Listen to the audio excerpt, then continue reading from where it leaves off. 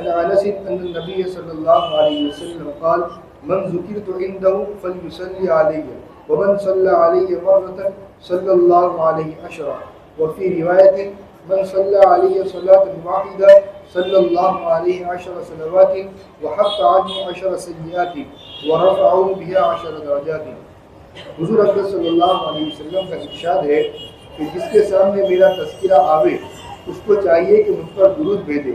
اور جو مجھ پر ایک دفعہ درود بھیجے گا اللہ جل شانہ اس پر 10 دفعہ درود بھیجے گا اور اس کی 10 خطائیں معاف کرے گا اور اس کے 10 درجے بلند کرے گا. علامہ منذری رحمۃ اللہ علیہ نے ترغیب میں حضرت برا رضی اللہ تعالیٰ عنہ کی روایت سے بھی یہی مضمون نقل کیا ہے، اور اس میں اتنا اضافہ ہے کہ اس کے لیے 10 غلام آزاد کرنے کے بقدر ہوگا. اور طبرانی کی روایت سے یہ حدیث نقل کی ہے کہ جو مجھ پر ایک دفعہ درود بھیجتا ہے اللہ تعالیٰ اس پر 10 دفعہ درود بھیجتا ہے، اور جو مجھ پر 10 دفعہ درود بھیجتا ہے اللہ جل شانہ اس پر 100 مرتبہ درود بھیجتا ہے، اور جو مجھ پر 100 دفعہ درود بھیجتا ہے اللہ جل شانہ اس کی پیشانی پر براءۃ من النفاق و براءۃ من النار لکھ دیتے ہیں. یعنی یہ شخص نفاق سے بھی بری ہے اور جہنم سے بھی بری ہے، اور قیامت کے دن شہیدوں کے ساتھ اس کا حشر فرمائیں گے. علامہ سخاوی رحمۃ اللہ علیہ نے حضرت ابو ہریرہ رضی اللہ تعالیٰ عنہ سے حضور صلی اللہ علیہ وسلم کا ارشاد نقل کیا ہے جو مجھ پر 10 دفعہ درود بھیجے گا اللہ تعالیٰ اس پر 100 دفعہ درود بھیجیں گے، اور جو مجھ پر 100 دفعہ درود بھیجے گا اللہ تعالیٰ اس پر 1000 دفعہ درود بھیجیں گے، اور جو عشق اور شوق میں اس پر زیادتی کرے گا میں اس کے لیے قیامت کے دن سفارشی ہوں گا. اور گواہ حضرت عبد الرحمن بن عوف سے، اور گواہ حضرت عبد الرحمن بن عوف رضی اللہ تعالیٰ عنہ سے مختلف الفاظ کے ساتھ یہ مضمون نقل کیا گیا ہے کہ ہم 4-5 آدمی میں سے کوئی نہ کوئی شخص حضور اکرم صلی اللہ علیہ وسلم کے ساتھ رہتا تھا تاکہ کوئی ضرورت اگر حضور اکرم صلی اللہ علیہ وسلم کو پیش آئے تو اس کی تعمیل کی جائے. ایک دفعہ حضرت اکرم صلی اللہ علیہ وسلم کسی باغ میں تشریف لے گئے، میں بھی پیچھے پیچھے حاضر ہو گیا. حضور اکرم صلی اللہ علیہ وسلم نے وہاں جا کر نماز پڑھی اور اتنا طویل سجدہ کیا مجھے یہ اندیشہ ہوا کہ حضور اکرم صلی اللہ علیہ وسلم کی روح پرواز کر گئی. میں اس تصور سے رونے لگا. حضور صلی اللہ علیہ وسلم کے قریب جا کر حضور کو دیکھا. حضور صلی اللہ علیہ وسلم نے سجدے سے فارغ ہو کر دریافت فرمایا عبد الرحمن کیا بات ہے؟ میں نے عرض کیا یا رسول اللہ آپ نے اتنا طویل سجدہ کیا کہ مجھے اندیشہ ہوا کہ کہیں خدا نہ خواستہ آپ کی روح تو پرواز نہیں کر گئی. حضور اکرم صلی اللہ علیہ وسلم نے ارشاد فرمایا کہ اللہ جل شانہ نے میری امت کے بارے میں مجھ پر ایک انعام فرمایا ہے، اس کے شکرانے میں اتنا طویل سجدہ کیا. وہ انعام یہ ہے کہ اللہ جل شانہ نے یوں فرمایا کہ جو مجھ پر ایک دفعہ درود بھیجے اللہ جل شانہ اس کے لیے 10 نیکیاں لکھیں گے اور 10 گناہ معاف فرمائیں گے. ایک روایت میں اسی قصے میں ہے کہ حضور اکرم صلی اللہ علیہ وسلم نے دریافت فرمایا کہ عبد الرحمن کیا بات ہے؟ میں نے اپنا اندیشہ ظاہر کیا. حضور صلی اللہ علیہ وسلم نے فرمایا ابھی جبرائیل میرے پاس آئے تھے اور مجھ سے یوں کہا کیا تمہیں اس سے خوشی نہیں ہوگی کہ اللہ جل شانہ نے یہ ارشاد فرمایا ہے جو تم پر درود بھیجے گا میں اس پر درود بھیجوں گا اور جو تم پر سلام بھیجے گا میں اس پر سلام بھیجوں گا. علامہ سخاوی رحمۃ اللہ علیہ نے حضرت عمر رضی اللہ تعالیٰ عنہ سے بھی اسی قسم کا مضمون کیا ہے. حضرت ابو طلحہ انصاری رضی اللہ تعالیٰ عنہ کہتے ہیں ایک مرتبہ حضور اکرم صلی اللہ علیہ وسلم بہت ہی بشاش تشریف لائے. چہرے انور پر بشاشت کے اثرات تھے. لوگوں نے عرض کیا یا رسول اللہ آپ کے چہرے انور پر آج بہت ہی بشاشت ظاہر ہو رہی ہے. حضور صلی اللہ علیہ وسلم نے فرمایا صحیح ہے، میرے پاس میرے رب کا پیام آیا ہے جس میں اللہ جل شانہ نے یوں فرمایا ہے کہ تیری امت میں سے جو شخص ایک دفعہ درود بھیجے گا اللہ جل شانہ اس کے لیے 10 نیکیاں لکھے گا اور 10 سیئات اس سے مٹائیں گے اور 10 درجے اس کے بلند کریں گے. ایک روایت میں اسی قصے میں ہے کہ تیری امت میں سے جو شخص ایک دفعہ درود بھیجے گا میں اس پر 10 دفعہ درود بھیجوں گا اور جو مجھ پر ایک دفعہ سلام بھیجے گا میں اس پر 10 دفعہ سلام بھیجوں گا. ایک اور روایت میں اسی قصے میں کہ ایک دن نبی کریم صلی اللہ علیہ وسلم کا چہرے انور بشاشت سے بہت ہی چمک رہا تھا اور خوشی کے انوار چہرے انور پر بہت ہی محسوس ہو رہے تھے. صحابہ نے عرض کیا یا رسول اللہ جتنی خوشی آج چہرے انور پر محسوس ہو رہی ہے اتنی تو پہلے محسوس نہیں ہوتی تھی. حضور صلی اللہ علیہ وسلم نے فرمایا مجھے کیوں نہ خوشی ہو۔ ابھی جبرائیل میرے پاس سے گئے ہیں اور وہ یوں کہتے تھے کہ آپ کی امت میں سے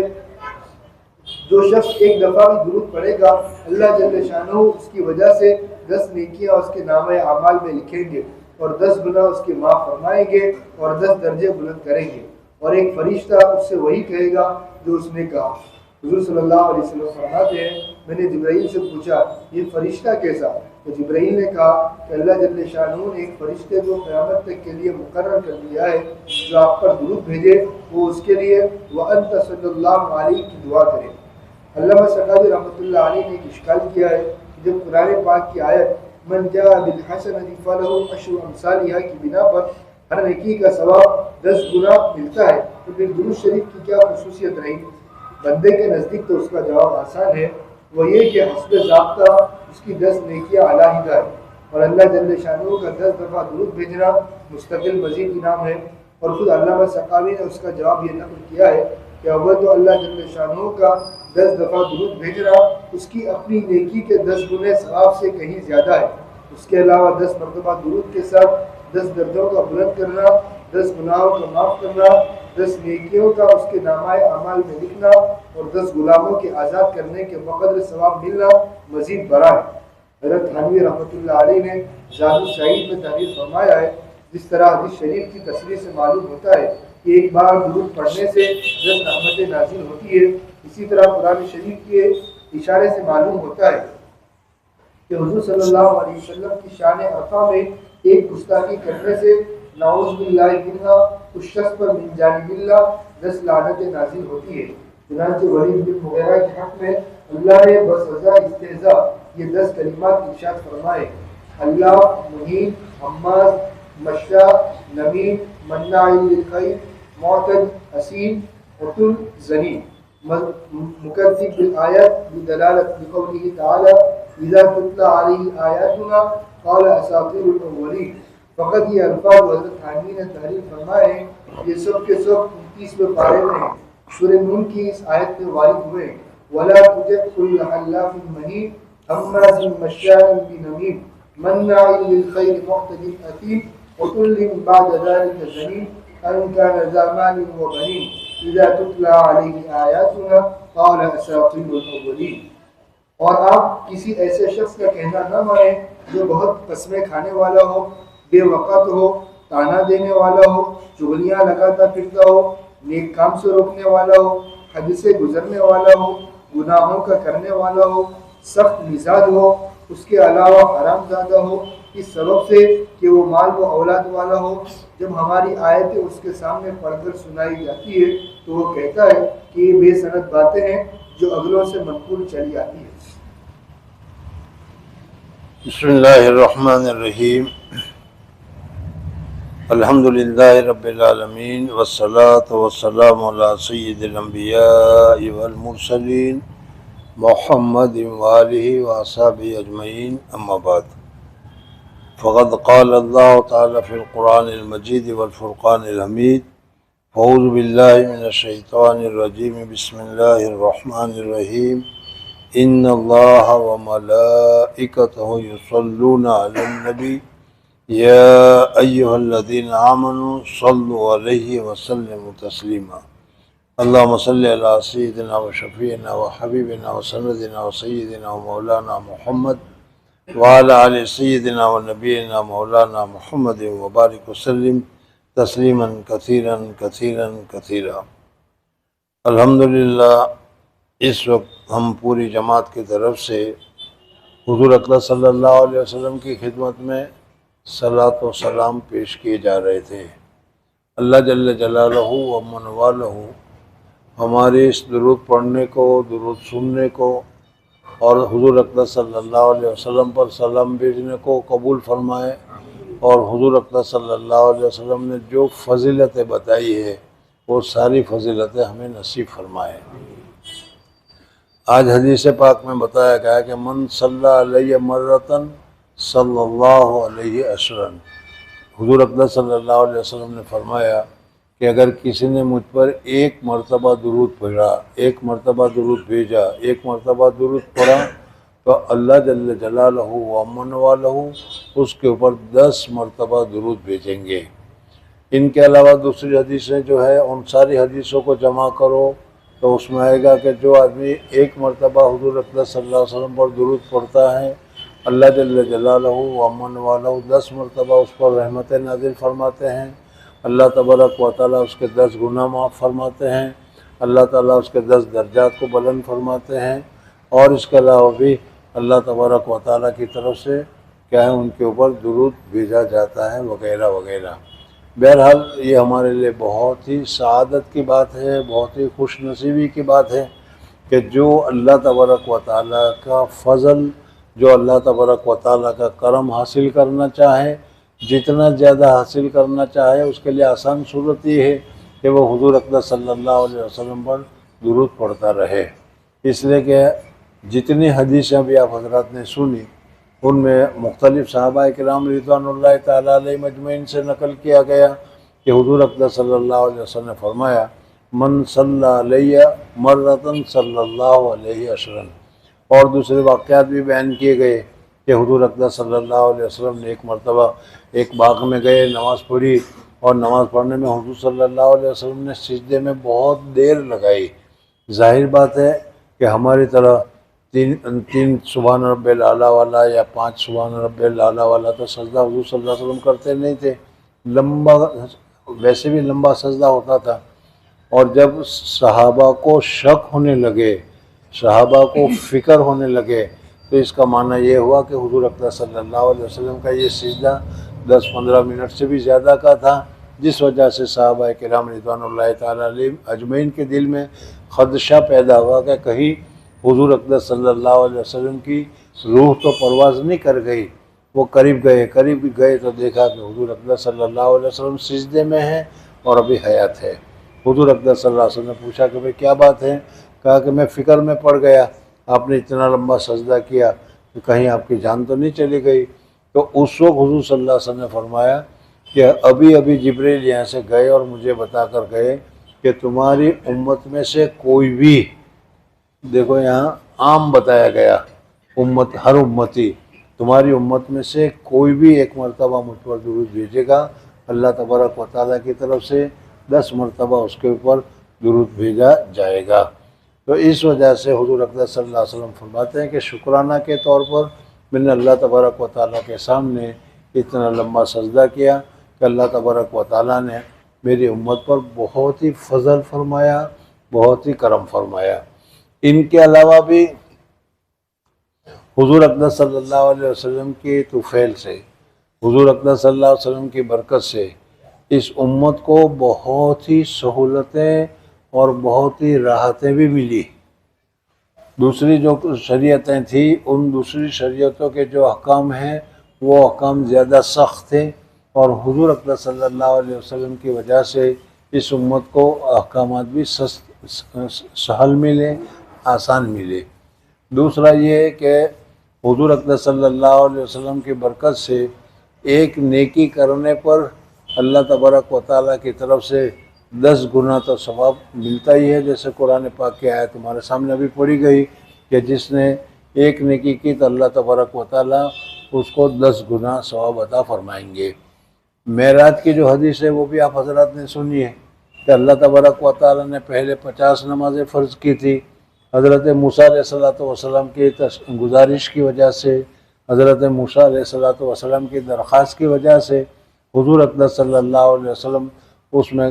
کمی کرانے کے لیے تشریف لے گئے، کمی کراتے رہے یہاں کے 5 ہو گئی، 5 نمازیں اللہ تبارک و تعالیٰ نے باقی رکھی، اور جب حضور صلی اللہ علیہ وسلم وہاں سے پھرنے لگے تو اللہ تبارک و تعالیٰ نے فرمایا کہ محمد تم 5 پڑھنا، ہم 50 کا ثواب دیں گے، اس وجہ سے کہ ہمارے یہاں جو لکھا جاتا ہے اس کو مٹایا نہیں جاتا۔ بہرحال ان ساری چیزوں کی وجہ سے یہ امت محمدیہ کو بہت ہی زیادہ راحت ملی، بہت ہی زیادہ فائدہ ملا، اور ان کے علاوہ بھی اور بھی بہت ساری فضیلتیں حضور اقدس صلی اللہ علیہ وسلم کی وجہ سے اس امت کو ملی ہے۔ یہاں پر ابھی حدیث کی بات چل رہی ہے، درود شریف کی بات چل رہی ہے، تو ہم صرف درود شریف کے حد میں ہی رہتے ہوئے کہتے ہیں کہ حضور اکرم صلی اللہ علیہ وسلم پر ایک مرتبہ کوئی درود پڑھے گا تو اللہ تبارک و تعالیٰ کی طرف سے 10 نیکیاں ملے گی، 10 درجات بلند ہوں گے، 10 گناہ معاف ہوں گے، اور اللہ تبارک و تعالیٰ کی طرف سے اور بھی اس کو کیا ہے ثواب ملا جائے گا۔ یا اللہ جل جلالہ و امن والو خود ہم پر 10 مرتبہ رحمتیں نازل کریں گے، درود پڑھیں گے، یا اللہ تبارک و تعالیٰ ہمارے پر رحمتیں نازل کریں گے۔ تو یہ ہمارے لیے بہت ہی بڑی فضیلت کی بات ہے۔ بلکہ اگر مسل کے اعتبار سے کہا جائے تو کہہ سکتے ہیں کہ ہم خرما اور ہم ثواب۔ خرما کھجور کو کہتے ہیں، خرما کھاؤ بھی اور ثواب بھی ملے۔ تو اسی طریقے سے درود پڑھیں اور درود پڑھ کر ہم حضور صلی اللہ علیہ وسلم کا حق بھی ادا کریں، اور اس پڑھنے کی وجہ سے اللہ تبارک و تعالیٰ کی طرف سے ہمیں ثواب بھی ملے۔ پھر ان کے علاوہ بھی دوسری جو روایت ابھی آئے گی اس میں یہ ہے کہ جو زیادہ سے زیادہ حضور صلی اللہ علیہ وسلم پر درود پڑھتا ہوگا اس کو اللہ قیامت کے دن حضور اکرم صلی اللہ علیہ وسلم سے اتنا ہی قرب نصیب ہوگا، حضور صلی اللہ علیہ وسلم کے پاس وہ اتنا ہی قریب ہوگا۔ ان کے علاوہ نظر اللہ عمران ایک حدیث ہے، اس میں بھی ہے کہ جو زیادہ درود پڑھتا ہے اللہ تبارک و تعالیٰ اس کے چہرے کو تر و تازہ رکھتے ہیں۔ عامتاً ہمارے چہروں کے اوپر کیا ہے ایک قسم کی پژمردگی اور ایک قسم کی کیا ہے تھکاوٹ سی محسوس ہوتی ہے، لیکن جو کثرت کے ساتھ درود شریف پڑھتا رہتا ہے، درود شریف پڑھنے کی وجہ سے اللہ تبارک و تعالیٰ اس کے چہرے کو تر و تازہ رکھتے ہیں، اور اس کے چہرے پر کیا ہے تھکاوٹ وغیرہ کوئی چیز محسوس نہیں ہوتی۔ یہ ساری فضیلتیں حدیث میں حضور اکرم صلی اللہ علیہ وسلم پر درود پڑھنے کے متعلق بتائی گئی ہے۔ اب 2 باتیں اور آج کے سبق میں آپ حضرات کے سامنے پیش کرنی ہے۔ ایک تو یہ کہ اگر کسی آدمی نے حضور اکرم صلی اللہ علیہ وسلم پر درود پڑھا تو درود پڑھنے کی وجہ سے 10 رحمتیں اللہ کی طرف سے ملے گی، جیسا بھی آپ نے بہت سارا سنا۔ اس میں اگر کوئی اشکال کرے کہ حضور اکرم صلی اللہ علیہ وسلم کے طفیل، حضور اکرم صلی اللہ علیہ وسلم کی برکت سے اس امت کا آدمی کوئی بھی نیک کام کرتا ہے، کوئی بھی نیک کام کرتا ہے، ہر نیکی کا بدلہ اللہ کی طرف سے 10 گنا ملتا ہے۔ جس کی مثال میں نے ابھی ایک نماز کے ساتھ بتائی کہ ابھی ہم نے عصر کی نماز پڑھی، نماز تو ایک ہی پڑھی، لیکن اللہ تبارک و تعالیٰ کی طرف سے روزانہ 50 نماز عصر پڑھنے کا جتنا ثواب ہوتا ہوگا اتنا ثواب ملتا ہے۔ تو جب ہر عبادت پر 10 گنا ثواب ملتا ہے تو پھر درود شریف پڑھنے پر اگر 10 گنا ثواب مل گیا تو اس میں کون سی بات ہے، یا اس میں خوشی کی کون سی بات ہے؟ تو حضرت شیخ نور اللہ مرکزو فرماتے ہیں کہ ایک جواب تو میری طرف سے ہے، حضرت شیخ اپنی طرف سے جواب دیتے ہیں۔ اس میں حضرت شیخ یہ فرماتے ہیں کہ ہر عبادت کا 10 گنا ثواب، ہر نیکی کا 10 گنا ثواب۔ آپ نے سنا ہوگا سلام کرو تو 10 نیکی، جواب دو تو السلام علیکم کہو تو 10 نیکی، ورحمۃ اللہ کہو تو 10 نیکی۔ تو ہر چیز میں 10 نیکی تو ملتی ہے۔ یہ تو ضابطہ ہے، یہ تو ضابطے کے تحت ہی ملے گی، لیکن درود پڑھنے پر ضابطہ کے علاوہ یعنی قانون کے علاوہ مزید انعام تمہیں یہ ملے گا کہ 10 مرتبہ اللہ تبارک و تعالیٰ کی رحمتیں تمہارے اوپر نازل ہوگی، 10 گناہ معاف ہوگا، 10 درجات بلند ہوگا۔ یہ اس کی فضیلت ہے، اس وجہ سے یہ کہنے کی ضرورت نہیں ہے کہ ہر چیز کا 10 گنا ثواب ملتا ہے تو اس میں کیا ہوا۔ اس میں 10 گنا ثواب کے ساتھ جو اور فضیلتیں بتائی گئی ہے وہ ساری فضیلتیں بھی اس صورت میں حاصل ہوگی۔ ان کے علاوہ ایک دوسرا جواب جو ہے جو حضرت نے دیا ہے اس میں یہی ہے کہ اللہ تبارک و تعالیٰ کی طرف سے اس طریقے سے نیکیاں بندوں کو ملے گی۔ اور حضرت اقدس تھانوی رحمۃ اللہ تعالیٰ علیہ نے فرمائی ایک بات کہ حضور اقدس صلی اللہ علیہ وسلم کا احترام کرنا چاہیے، حضور اقدس صلی اللہ علیہ وسلم کا ادب کرنا چاہیے، حضور اقدس صلی اللہ علیہ وسلم کی بے عزتی نہیں کرنی چاہیے، حضور اقدس صلی اللہ علیہ وسلم کی توہین نہیں کرنی چاہیے۔ الحمدللہ پہلے تو حضور اقدس صلی اللہ علیہ وسلم کی تہمت، حضور اقدس صلی اللہ علیہ وسلم کی بے ادبی یا حضور صلی اللہ علیہ وسلم کے متعلق ایسی باتیں بہت کم سننے میں ملتی تھی، اور اگر کہیں سننے میں ملا بھی تو پھر اس صورت میں اس کو کیا ہے فوراً بدلہ لے لیا جاتا تھا وغیرہ۔ آج حالات بدل گئے۔ آج ایک حدیث میں حضور اقدس صلی اللہ علیہ وسلم نے یہ حالات بتائے ہیں کہ اس وقت تمہارا کیا حال ہوگا۔ صحابہ کرام نے پوچھا کس وقت یا رسول اللہ؟ اس وقت جس طریقے سے بھوکے لوگ کھانے پر ٹوٹ پڑتے ہیں، اس طریقے سے یہ دوسرے لوگ تمہارے اوپر ٹوٹ پڑیں گے۔ سمجھ میں آ گیا؟ تمہاری کوئی وقار نہیں ہوگا، تمہارا کوئی عزت نہیں ہوگی، تمہارا کوئی احترام نہیں ہوگا، تمہاری کوئی پوزیشن نہیں ہوگی۔ تو صحابہ کرام رضوان اللہ تعالیٰ علیہ اجمعین نے پوچھا کہ یا رسول اللہ صلی اللہ علیہ وسلم، کیا اس وقت ہم اقلیت میں ہوں گے، ہماری سنکھیا، ہماری تعداد کم ہوگی؟ حضور اقدس صلی اللہ علیہ وسلم نے فرمایا نہیں، تمہاری تعداد تو بہت بڑی ہوئی ہوگی۔ الحمدللہ تعداد کے اعتبار سے اگر ہم دیکھیں تو ہندوستان میں بھی ہماری تعداد بہت کافی مقدار میں ہے، اور ویسے دنیاوی اعتبار سے دیکھیں تو کم سے کم پانچواں حصہ مسلمانوں کا ہے۔ سمجھ میں؟ حضور اقدس صلی اللہ علیہ وسلم کے زمانے میں تو بہت 1 لاکھ 2 لاکھ صحابی تھے، لیکن آج تو تعداد میں ابج اور ملین کے حساب سے ہمارے لوگوں کی ہے۔ تو حضور اقدس صلی اللہ علیہ وسلم نے فرمایا کہ اس وقت تم کم نہیں ہوں گے بلکہ کثیر ہوں گے، لیکن تمہارے اندر 2 چیزیں پیدا ہو گئی ہوگی۔ اور واقع میں حضور اقدس صلی اللہ علیہ وسلم نے اس وقت جو پیشن گوئی فرمائی، آج ہر ایک آدمی اپنے گریبان میں منہ ڈال کر دیکھے تو اس کو ضرور معلوم ہوگا کہ وہی 2 چیزیں ہمارے اندر موجود ہے۔ ایک تو ہے موت سے ڈر، موت سے ڈر۔ صحابہ کرام رضوان اللہ تعالیٰ علیہ اجمعین کبھی موت سے ڈرتے نہیں تھے، اور آج ہم موت سے اتنے ڈرتے ہیں کہ رات کو اگر کچھ ذرا سا کھٹکا ہو جائے، کوئی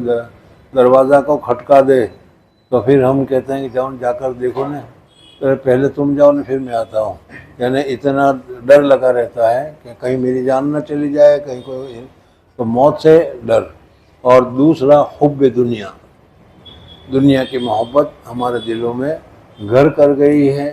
اور اس وجہ سے بس یہی زندگی، حالانکہ ہم خود عقیدہ رکھتے ہیں، ہم خود جانتے ہیں کہ یہ دنیا ہمارے لیے دارالقیام نہیں ہے، ہمیشہ رہنے کی جگہ نہیں ہے،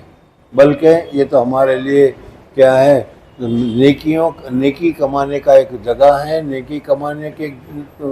راستہ ہے کہ یہاں جا کر ہم اللہ تبارک و تعالیٰ کے احکامات کے مطابق زندگی گزار کر اللہ تبارک و تعالیٰ کی رضامندی حاصل کریں۔ ہم سب جانتے ہیں اصل ہمارا قیام، اصل ہمارا مقام یا اصل ہمارا ٹھکانہ تو اللہ تبارک و تعالیٰ نے جنت میں رکھا ہے۔ جنت اگر مل گئی تو پھر وہاں سے اب کبھی کسی دن، کسی وقت، کسی حالت میں بھی نکلنا نہیں ہے۔ سمجھ میں؟ تو اس کی جگہ پر ہم اسی دنیا کو آباد کرنے میں لگ گئے ہیں۔ اگر کسی کے پاس ایک دکان ہے تو دوسری دکان کی وہ تیاری کر رہا ہے، کسی کے پاس اگر ایک کھیت ہے تو وہ 2 کھیتوں کی تیاری کر رہا ہے، کسی کے پاس کیا ہے ایک دکان ہے تو دوسری دکان، ایک یہاں پر بھی ہو، ایک ممبئی میں بھی ہو، ایک دلی میں بھی ہو، ایک دوسری دنیا میں بھی ہو، اور دوسرے ملک میں بھی اپنا تجارت بڑھتا، اسی میں لگے ہوئے ہیں۔ حالانکہ حضور اقدس صلی اللہ علیہ وسلم کے زمانے میں صحابہ کرام رضوان اللہ تعالیٰ علیہ اجمعین کو حضور اقدس صلی اللہ علیہ وسلم نے جو تعلیم دی، جو تربیت دی، حدیث پاک میں ہم دیکھیں تو معلوم ہوتا ہے کہ حضور اقدس صلی اللہ علیہ وسلم نے ان کے دلوں میں یہ بٹھا دیا تھا کہ یہ ہمیشہ رہنے کی جگہ نہیں ہے، تمہارا ہمیشہ ٹھکانہ جو ہے وہ تو جنت میں ہے، اس لیے جنت کی تیاری کرو۔ ریلوے اسٹیشن کے اوپر ایک ویٹنگ روم ہوتا ہے کہ جس میں گاڑی آ جائے، وہاں تک کوئی آدمی انتظار کرنا ہے، بیٹھنا چاہے، آرام کرنا چاہے، تو وہ آرام کر سکتا ہے۔ اگر کوئی آدمی ویٹنگ روم میں جا کر بستر پھیلا کر وہاں بستر لگا کر وہاں ایئر کنڈیشن لگا کر سونے کا انتظام کرے تو آپ کیا کہیں گے؟ بیوقوف ہے۔ ارے تھوڑی دیر تو یہاں ٹھہرنا ہے، پھر یہاں پر ہمیشہ رہنے کا انتظام کرنے کی ضرورت کیا ہے؟ اس کی جگہ پر تو جہاں تمہیں ہمیشہ رہنا ہے وہاں انتظام کرو۔ تو اسی طریقے سے اس دنیا میں حضور صلی اللہ علیہ وسلم کے زمانے میں ایک مرتبہ حضور اقدس صلی اللہ علیہ وسلم ایک جگہ سے گزرے تو کسی صحابی کا پکا مکان دیکھا۔ حضور اقدس صلی اللہ علیہ وسلم نے پوچھا کہ بھئی کس کا مکان ہے؟ بتایا گیا کہ فلاں صحابی کا ہے، انہوں نے بنایا ہے۔ اب وہ صحابی جب حضور صلی اللہ علیہ وسلم کی خدمت میں پہنچے اور پہنچنے کے بعد اس نے حضور صلی اللہ علیہ وسلم کی خدمت میں سلام کیا تو حضور اقدس صلی اللہ علیہ وسلم نے اس کے سلام کا جواب نہیں دیا۔ سمجھ میں آ گیا؟ آج اگر ہماری حالت پر اگر ہم اس کو دیکھیں، اگر ہم کہیں پہنچے اور جا کر کے آئے کسی مولوی صاحب نے سلام کا جواب نہیں دیا تو جان دے، کوئی یہ نہیں کہ اس کے لیے پریشان نہیں ہوتا، لیکن یہ تو صحابی تھے، اس لیے وہ پریشان ہو گئے کہ حضور صلی اللہ علیہ وسلم مجھ سے ناراض ہیں، حضور اقدس صلی اللہ علیہ وسلم کو کسی نے میری شکایت کی ہے، حضور اقدس صلی اللہ علیہ وسلم مجھ پر خفا ہے، کیا بات ہے؟ میں نے سلام کیا، حضور صلی اللہ علیہ وسلم نے سلام کا جواب نہیں دیا۔ اور پھر اس صورت میں ایسی حالت میں اپنے پرانے جو بھی واقعات ہیں، پرانے جو بھی حالات ہیں وہ سب یاد آ جایا کرتے ہیں۔ اس وجہ سے وہ سمجھا کہ حضور اقدس صلی اللہ علیہ وسلم مجھ سے ناراض ہیں۔ کوئی جو مجلس میں کوئی بیٹھا ہوا تھا اس سے پوچھا کہ بھئی کچھ تذکرہ آیا تھا، بات آئی تھی، میرے متعلق کسی نے کچھ کہا، حضور صلی اللہ علیہ وسلم نے کچھ ارشاد فرمایا جس سے مجھے معلوم ہو کہ حضور صلی اللہ علیہ وسلم کیوں ناراض ہے؟ تو کہا کہ بھئی بات تو کچھ نہیں ہوئی، تذکرہ بھی نہیں آیا، لیکن ایک مرتبہ ایسا ہوا تھا کہ حضور اقدس صلی اللہ علیہ وسلم راستے میں گزر رہے تھے، تمہارے محلے سے گزرے تو حضور اقدس صلی اللہ علیہ وسلم نے تمہارے گھر کو دیکھ کر پوچھا کہ یہ کس کا گھر ہے؟ اتنا مجھے یاد ہے۔ اب اس صحابی نے یہ سمجھا کہ واقعی میں نے جو کام کیا ہے وہ حضور اقدس صلی اللہ علیہ وسلم کی منشا کے خلاف کیا ہے، حضور اقدس صلی اللہ علیہ وسلم کی مرضی کے خلاف کیا ہے۔ اس وجہ سے وہ گیا اور جا کر اس نے کڑال لے کر اپنا سارا مکان توڑ پھوڑ کر رکھ دیا۔ ہمارے جیسا ہوتا تو آ کر کہتا کہ یا رسول اللہ صلی اللہ علیہ وسلم وہ مکان میں نے توڑ دیا، لیکن ان کا ادب دیکھیے کہ انہوں نے حضور صلی اللہ علیہ وسلم کو آ کر بھی کچھ نہیں بتایا کہ میں نے یہ کام کر لیا ہے۔ کئی دنوں کے بعد حضور صلی اللہ علیہ وسلم وہاں سے گزرے تو پوچھا کہ بھئی وہاں مکان تھا وہ کیا ہوا؟ تب بتایا گیا کہ آپ کے پاس آیا تھا اور آپ کو انہوں نے سلام کیا، آپ نے جواب نہیں دیا تو وہ سمجھا کہ آپ مجھ سے ناراض ہو گئے ہیں اور اس گھر کے بنانے کی وجہ سے ناراض ہو گئے ہیں، یہ سمجھ کر اس نے اس پورے گھر کو توڑ دیا۔ تو صحابہ کرام رضوان اللہ تعالیٰ علیہ مجمعین کے مکان تھے، خود حضور صلی اللہ علیہ وسلم کا مکان تھا، سمجھیں، حضور اقدس صلی اللہ علیہ وسلم کی اہلیہ بھی تھی، لیکن وہ مکان کیسے ہوتے تھے؟ ٹیمپروری جیسے رہنے کے ہوا کرتے ہیں ایسے ہوا کرتے ہیں۔ اور آج ہمارے فلیٹ لاکھ ڈیڑھ لاکھ کے بلکہ کروڑ کے ایک فلیٹ ہے، آپ حضرات نے سنے ہوں گے۔ یہیں رہنا ہے، یہیں ساری زندگی گزارنا ہے، اس طریقے سے ہم سارے کام کر رہے ہیں۔ بزرگ اور دوستو، میں یہ بتا رہا تھا کہ حضور اقدس صلی اللہ علیہ وسلم کی